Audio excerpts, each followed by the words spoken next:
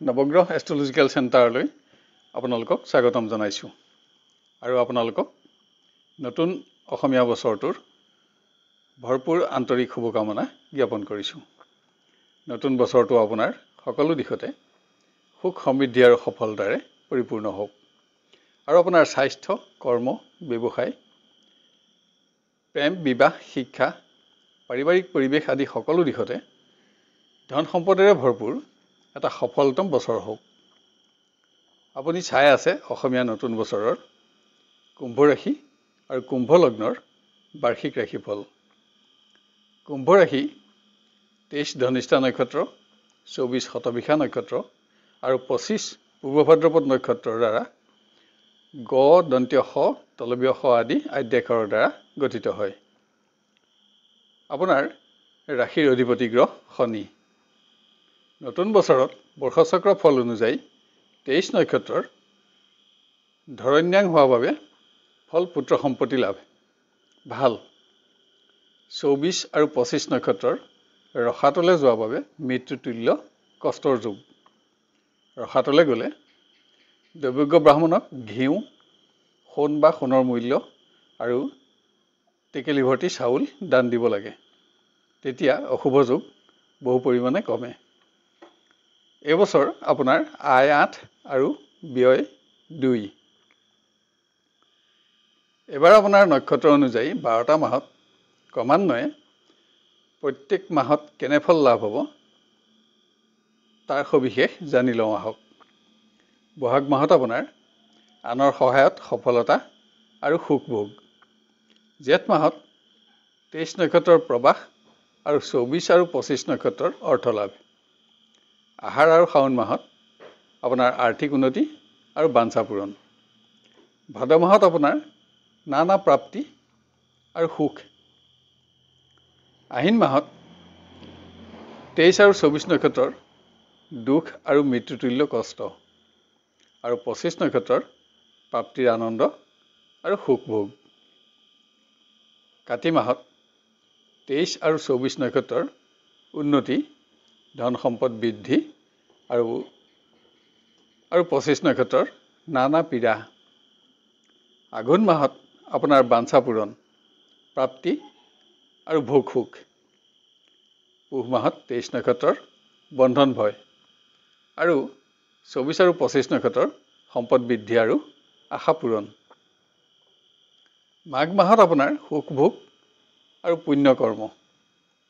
ফাগুন মাহত 23 আৰু 24 নক্ষত্ৰৰ বন্ধন ভয়, প্ৰতিশ্ৰুতি ভংগৰ দুখ ইত্যাদি আৰু 25 নক্ষত্ৰৰ নানা লাভ আৰু প্ৰাপ্তিৰ সুখ।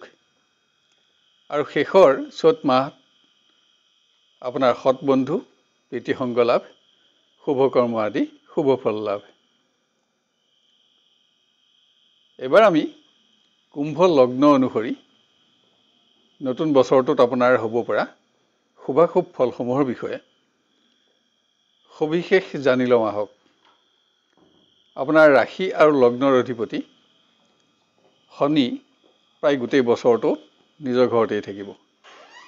25 নক্ষত্ৰৰ ব্যক্তিৰ বাবে এই বছৰ শনি বিশেষ ভাল বুলিব পৰা নাযাব, কিয়নো বছৰটোত শনি আপোনাৰ এই একেটা নক্ষত্ৰতে অশুভ নক্ষত্ৰত থাকিব। স্বাস্থ্যৰ প্ৰতি 25 নক্ষত্ৰৰ ব্যক্তিয়ে কিছু সাৱধানতা আৰু মনোযোগ বঢ়াব লাগিব। 23 আৰু 24 নক্ষত্ৰৰ ব্যক্তিৰ স্বাস্থ্য স্বাভাৱিক বুলিব পৰা যাব। বছৰৰ আৰম্ভণিতে আপোনাৰ কৰ্মপতি মংগল শনিৰ লগত অশুভ নক্ষত্ৰত একেলগে থকাত, আনহাতে আপোনাৰ ভাগ্যপতি শুক্ৰ দ্বিতীয়ত উচ্চ ক্ষেত্ৰত থাকি আপোনাৰ কৰ্মত নতুন নতুন শুভ সংযোগ দিব। আৰ্থিক উন্নতি অব্যাহত ৰাখিবলৈ বুধৰ বাহিৰে আন গ্ৰহসমূহে প্ৰয়াস অব্যাহত ৰাখিব। কিন্তু দ্বিতীয়ত বুধ নিজ হৈ আৰু ৰাহুৰ অৱস্থানৰ ফলত স্বাস্থ্য আদি বিভিন্ন দিশত আপোনাৰ খৰচো অব্যাহত ৰাখিব। ৰাহু ইয়াতে গোটেই বছৰটো থাকিব। যদিও 24 এপ্ৰিলৰ পৰা মংগল আৰু শুক্ৰই আপোনাক আৰ্থিকভাৱে সন্তুষ্ট ৰাখিব আৰু আপোনাৰ অৰ্থচিন্তা কমাব। গ্ৰহসমূহৰ অৱস্থানে বছৰটোত আপোনাৰ শাৰীৰিক আৰু মানসিক পৰিশ্ৰম বঢ়াব।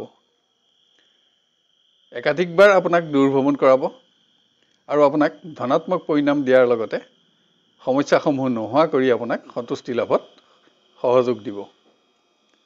বৃহস্পতি আপোনাৰ পৰা তৃতীয়ত মিত্ৰক্ষেত্ৰত থাকি বৰ্তমান বহুত বেয়া নহয়, যদিও মে' মাহৰ পৰা চতুৰ্থত শত্ৰুক্ষেত্ৰত থাকি কনিষ্ঠ সহকৰ্মীৰ পৰা কিছু সমস্যা আৰু বিভিন্ন দিশত আপোনাক আত্মীয় স্বজনৰ পৰা কিছু বিৰোধিতা দিব। ইয়াৰ মাজতে শুক্ৰ আৰু মঙ্গল গ্ৰহৰ সঞ্চাৰসমূহে নিবনুৱা কৰ্মপ্ৰাৰ্থীক নতুন কৰ্ম পোৱাত সহযোগ কৰিব। প্ৰিয়জনৰ লগত সম্পৰ্কৰ উন্নতি দিব। বিবাহৰ যোগেদি স্থায়িত্বকৰণ দিব। পুত্ৰ কন্যাৰ সৌভাগ্য দিয়াৰ লগতে সকলো দিশতে পাৰিবাৰিক সহযোগত আপোনাক সুখ দিব। বছৰটোত বিশেষকৈ আপোনাৰ শনি আৰু কেতু অশুভ, যাৰ বাবে স্বাস্থ্যৰ প্ৰতি আপুনি মনোযোগ বঢ়োৱাৰ আৱশ্যক হ'ব। বৃহস্পতিৰ সঞ্চাৰ ভাল বুলিব নোৱাৰিলেও একমাত্ৰ 24 নক্ষত্ৰৰ ব্যক্তিৰ বাহিৰে 23 আৰু 25 নক্ষত্ৰৰ ব্যক্তিৰ বিশেষ অশুভ নহয়। শনিবাৰ বা বৃহস্পতিবাৰ আপুনি পালন কৰিব পাৰে। বিষ্ণু মন্দিৰ বা শনি মন্দিৰ মাহত এবাৰকৈ হ'লেও দৰ্শন কৰাৰ অভ্যাস কৰিলে নিশ্চয়কৈ আপুনি শুভফল বঢ়াব পাৰিব। এবাৰ আমি কুম্ভ ৰাশি অনুযায়ী বছৰটোত আপোনাৰ হ'ব পৰা শুভাশুভ ফলসমূহৰ বিষয়ে সবিশেষ জানি লওঁ আহক। বছৰৰ আৰম্ভণিতে আপোনাৰ অষ্টমৰ অধিপতি বুধ আপোনাৰ পৰা দ্বিতীয়ত নিজ ক্ষেত্ৰত বক্ৰী হৈ থাকিব আৰু অষ্টমত কেতু অৱস্থিত হৈ স্বাস্থ্যৰ প্ৰতি আপোনাক সমস্যা দিয়াৰ আশংকা বঢ়াব। বিশেষকৈ কেতুক শুভ বুলিব নোৱাৰি। স্বাস্থ্য ভাৱত এইবছৰ আপোনাৰ বাবে শনিও অশুভ। বৰ্তমান আপোনাৰ শনিৰ 7.5 দ্বিতীয় চৰণো চলি আছে।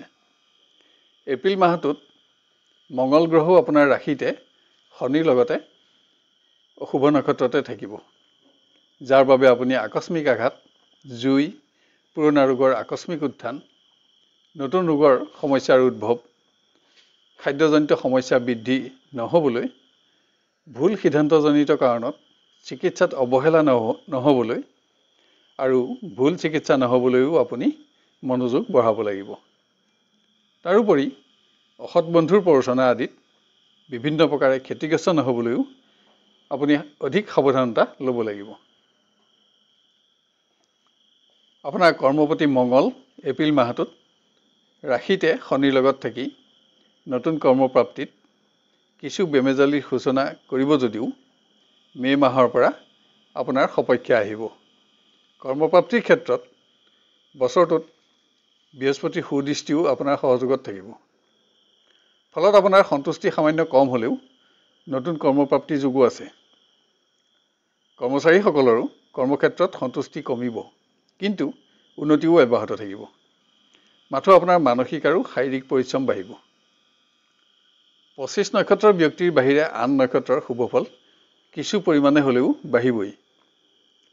আনহাতে আপোনাৰ আৰ্থিক উন্নতি সকলো গ্ৰহেই অব্যাহত ৰাখিব। এইবছৰ আপুনি পুৰণা ঋণো আদায় দিব পাৰিব। সা সম্পত্তিও ক্ৰয় কৰি আশা পূৰণ কৰিব পাৰিব।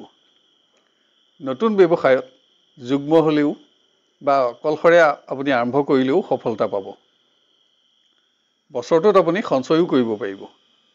বৃহস্পতি বছৰটোত আপোনাৰ শুভ নহয়, প্ৰতিকাৰ কৰিলে আপুনি শুভ ফলো বঢ়াব পাৰিব। বৰ্তমান আপোনাৰ বুধ নিষ্ক্ষেত্ৰী আৰু শুক্ৰ উচ্চ হ'লেও ৰাহুৰ সংযোগত থকাৰ বাবে প্ৰেম, প্ৰণয়, বিবাহ আদিৰ ক্ষেত্ৰত ভাল বুলিব পৰা নাযাব। মতৰ অমিল, ভুল বুজাবুজি বশতঃ এনে দিশসমূহত পৰিৱেশ অৱনমিত নহ'বলৈ আপুনি সততে সতৰ্ক থাকিব লাগিব। আপুনি নিজৰ আত্মবিশ্বাস বঢ়াব লাগিব। জুন মাহলৈকে সময়খিনিত কোনো আকস্মিক কাৰণত বিবাহত খেলিমেলি নাহিবলৈও আপোনাক অধিক সাৱধানতাৰ প্ৰয়োজন হ'ব। শিৱ মন্দিৰ দৰ্শন কৰিলে আপুনি শুভ ফল বঢ়াব পাৰিব। শিক্ষাৰ ক্ষেত্ৰত প্ৰায়বিলাক গ্ৰহৰ অৱস্থান আপোনাৰ পক্ষতে থাকিব।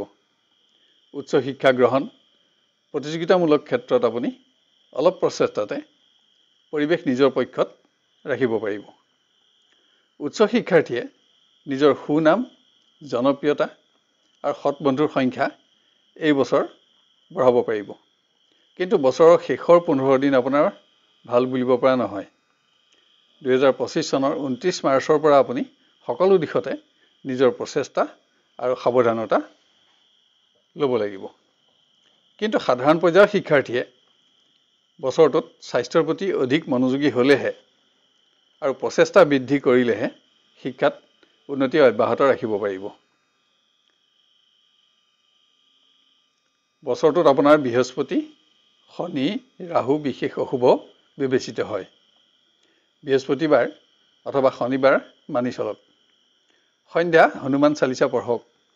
মাহত এবাৰ হ'লেও শনি মন্দিৰ দৰ্শনৰ অভ্যাস কৰক। এইবছৰ আপোনাৰ বগা ৰং, বিচিত্ৰ ৰং মানে বিভিন্ন ৰঙৰ বস্তু, কাপোৰ আৰু কজলা ৰং বিশেষ শুভ। 2, 3 আৰু 6 সংখ্যা প্ৰায় ভাল থাকিব। নতুন বছৰটোত আপোনাৰ সকলো প্ৰকাৰৰ মনোকামনা পূৰণ হওক। এই বছৰটোৱেই আপোনাৰ জীৱনৰ সৰ্বোৎকৃষ্ট মংগলময় শ্ৰেষ্ঠতম বছৰ হিচাপে পৰিগণিত হওক। শেষত নৱগ্ৰহ এষ্ট্ৰলজিকেল চেণ্টাৰৰ তৰফৰ পৰা আপোনালোকক অনুৰোধ কৰোঁ যে এনেধৰণৰ ভিডিঅ'সমূহ সহজতে আৰু সৰ্বপ্ৰথমে পাই থাকিবলৈ আমাৰ চেনেলটো ছাবস্ক্ৰাইব কৰি নটিফিকেশ্যন বেলটো অন কৰি ৰাখক। আৰু ইয়াৰ লগতে আজি এই ভিডিঅ'টো আপোনাৰ আত্মীয় স্বজন আৰু বন্ধু বান্ধৱৰ মাজত শ্বেয়াৰ কৰি তেওঁলোকৰো অহা নতুন বছৰটো সৰ্বাংগ সুন্দৰ কৰি গঢ়ি তোলাত আমাক সহযোগ কৰক। আৰু ভিডিঅ'টো চাই লাইক আৰু কমেণ্ট কৰিবলৈ নাপাহৰিব। তেতিয়া ইয়াৰ পৰৱৰ্তী ভিডিঅ'সমূহ ইয়াতকৈও অধিক উন্নত পৰ্যায়ত দিবলৈ আমি অনুপ্ৰাণিত হ'ব পাৰিম। আপোনাৰ নতুন বছৰটো সুস্থিৰ, সুন্দৰ আৰু সৰ্বতোপ্ৰকাৰে মংগলময় হওক। শুভ নতুন অসমীয়া নৱবৰ্ষ।